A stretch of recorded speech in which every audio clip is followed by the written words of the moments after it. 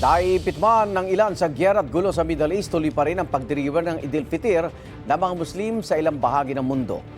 Sa isang displacement shelter sa Gaza City, gumawa ng baked goods ang ilang kababaihan. Kulang man ang gamit, nagtiyaga sila sa pagluluto dahil tradisyon na raw nila ito para ipagdiwang ang pagtatapos ng Ramadan. Sa Erbil, Iraq, nakalagay na ang Eid decorations at nakalatag na ang maraming nagtitinda. Matamlay nga lang daw ang bintahan dahil may ilang nangangamba pa rin sa kanilang seguridad dahil sa gulo sa pagitan ng Iran at alyansa ng Israel at Amerika. Dagsa naman ang mga pasero nitong Eid Exodus sa ilang bahagi ng Indonesia. Ayon sa Indonesian authorities, nasa 144 million ang babiyahe para sa Muslim Festival.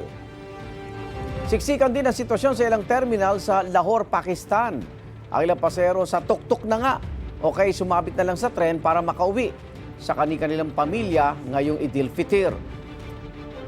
Ganyan din sitwasyon ng ilang commuter sa mga bus.